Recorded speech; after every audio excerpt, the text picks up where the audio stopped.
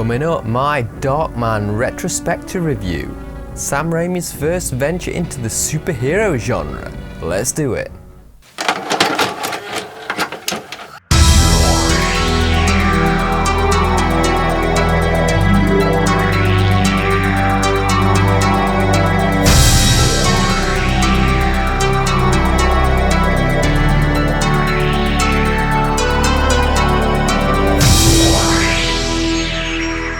Hello there, I'm Harvey Retro and welcome to the Enigmatic Productions channel, and today we're looking at Darkman from 1990. Julie,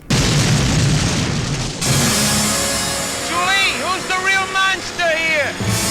There's a light that shines on every human being. But one. From director Sam Raimi. Darkman. Now, this is actually one of my favourite superhero movies, believe it or not. I grew up in the 90s, and back then the superhero movies were handled very differently. In 1989, director Tim Burton blew everyone away with his version of Batman. This was the first time that the character had been represented like the source material. Yeah, we all had our fun with the camp crusader in the 60s, but that wasn't really what Batman was all about. And we needed the dark and brooding comic book Batman, and we got it thanks to Burton. For daily movie, music and gaming nostalgia, follow me over on Instagram. After the phenomenal success of Batman '89, the standard had been set in stone and all the licensed superhero movies would try and replicate this style. Fantastical characters and environments, vibrant, dark and gritty, but not taking themselves too seriously. One man that was eager to make these kind of movies was Sam Raimi. At the time, Raimi was known mostly for small production horrors like Evil Dead 1 and 2, hugely profitable films, but he lacked the experience of directing big studio movies at this point, and had been unsuccessful in trying to acquire the Batman or the Shadow license. And what I love about this is that didn't stop him. He thought, right, I can't get the licenses, I'll create my own, and that's what he did, and that was Darkman. It's no secret that comic book movies have referenced classic horror movies over the years, especially the Universal monsters. They often originate from a science experiment going wrong that turns them into a superpowered being. Raimi fully embraced this and wrote a 40-page treatment titled The Darkman, about a man that had lost his face and had to take on other faces. He used this power to take on criminals.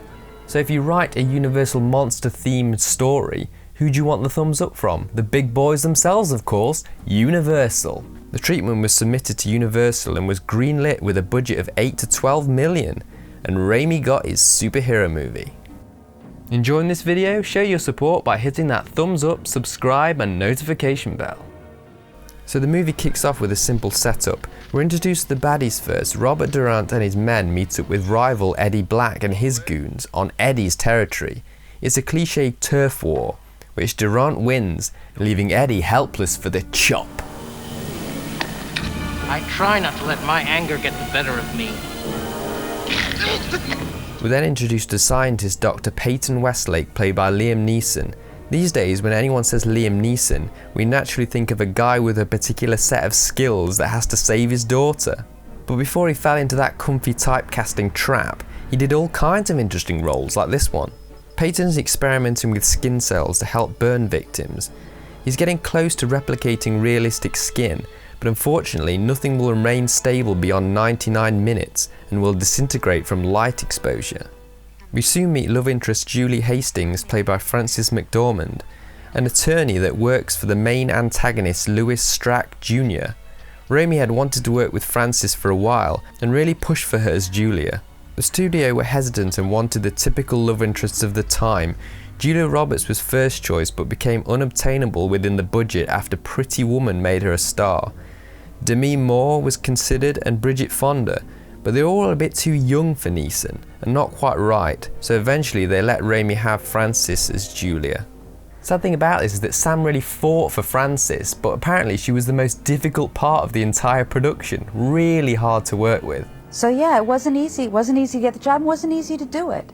I'm not like anything else. I don't want to do the girl all the time either. I'd like to do more character roles. And she's been quoted saying, "That was the first bimbo I ever played." Okay, back to the plot. Peyton and Julia are in a happily semi-committed relationship, so Peyton pops the question in an early scene to take things up a notch. Julia, being the 90s business-focused woman that she is, gives him the old, "I'll think about it." Come on, Julie, he's got a particular set of science skills in this one. Isn't that cool? No?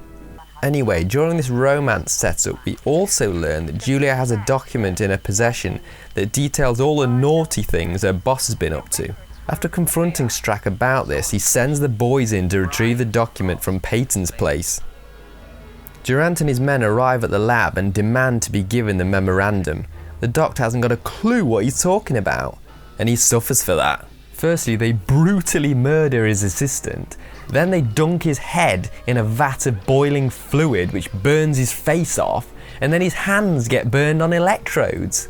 You'd think that'd be enough, wouldn't you? But the movie is really going up in the gears now, and the goons rig the apartment to explode. The hilarious thing about this, though, is the explosion doesn't just blow him to bits. It launches him through the roof, and he ends up in a nearby river. It's like a cartoon. It's great.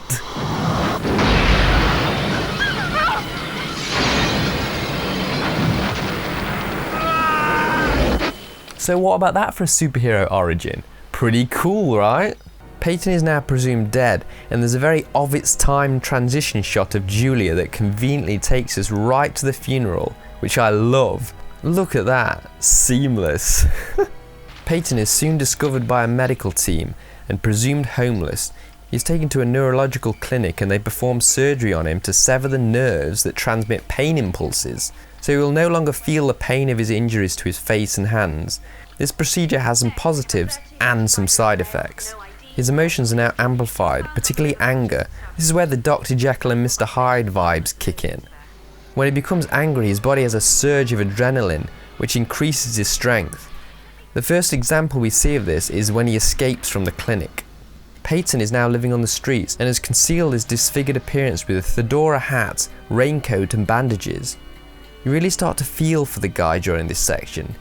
He may now look like the Invisible Man, but the sorrow of the monster he has become evokes more of a David Lynch's The Elephant Man presence.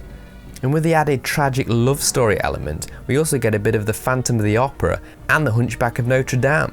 Neeson was drawn to this operatic nature of the character and his inner turmoil. As research, he contacted the Phoenix Society for Burn Survivors to help him understand the social and emotional healing process of burn victims. Which definitely helped, I'm sure, but the film has such a grand theatrical tone that it's drenched in melodrama, so you can't really take it too seriously. Kinda like that though, it is a superhero movie after all.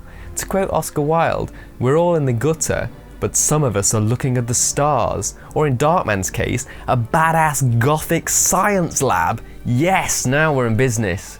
Production designer Randy Sir was definitely on the same page as Raimi with the look of the movie, and he went full on Frankenstein with this set. It's absolutely awesome.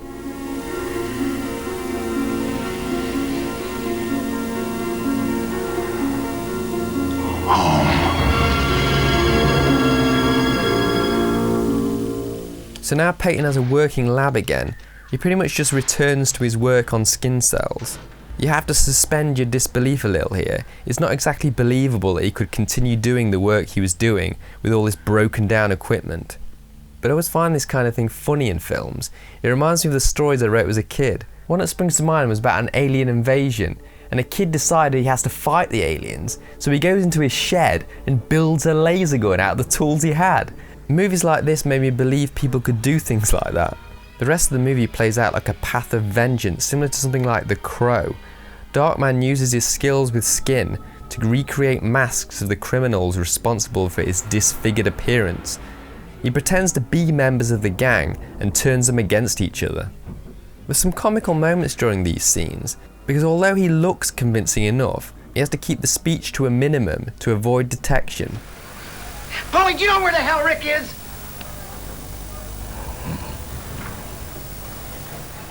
Running alongside this revenge storyline, there's the love story between Peyton and Julia. Once our hero is able to recreate his original face, he reunites with Julia to try and rekindle their romance. I love the melancholic undertone running throughout all these scenes. The 99-minute skin disintegration time limit is like a battle with the sunlight. It reminds me of a vampire and human romance. Combine this with Peyton's unpredictable mood swings, revealing the monster within and on the surface. It's definitely a tragic, gothic love story. Great example of this is the carnival scene. Peyton flips after he fairly wins an elephant for Julia, but the guy on the stall won't let him have it.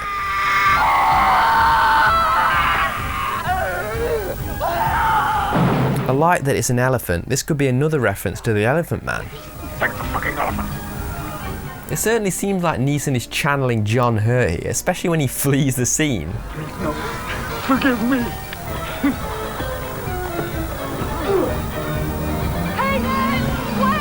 Darkman is soon discovered by the two main antagonists, Durant and Strack Jr., which leads to some exciting action sequences and a fight on an unfinished building on Strack's City of the Future construction site.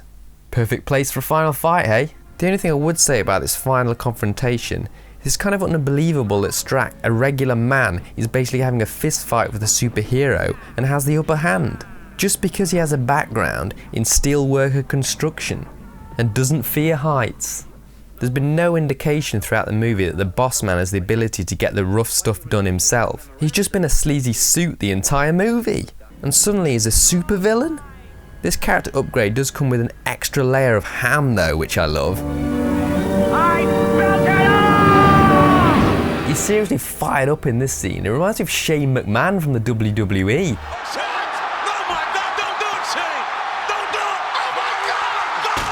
I almost expected him to drop the elbow on Darkman off the top. On the movie's poster, Darkman is seen on this unfinished building looking like an unstoppable badass, but in the movie he barely hangs on, but he does get there in the end and saves the day, of course.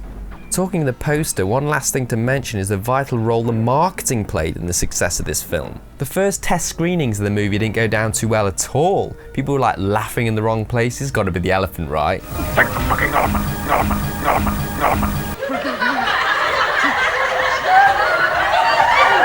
Some people even said it was the worst film they'd ever seen. A little bit dramatic, that. But Universal were pretty worried at this point. They tried another preview, this time with Danny Elfman's awesome score, which went down much better, of course. Gotta get those Batman vibes all over this.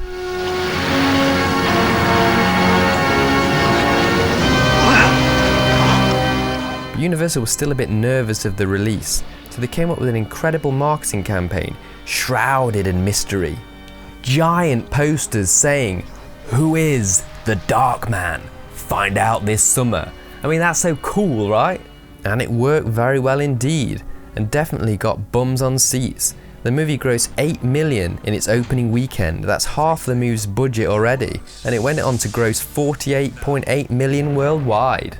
It also received generally positive reviews from critics and the public, which is interesting to me because it's the kind of cult movie that I would normally defend. It's got that ridiculously 90s vibe that some people usually make fun of, but the movie doesn't really need defending. It did really well and it held its own. It's a really entertaining action movie that I highly recommend. But what did you think? Let me know in the comments what you thought of Darkman. He's a cockroach. Right, thanks for watching, guys. If you've enjoyed this video, don't forget to hit the like. If you want to see more from us, hit that subscribe. See you next time on Enigmatic Productions.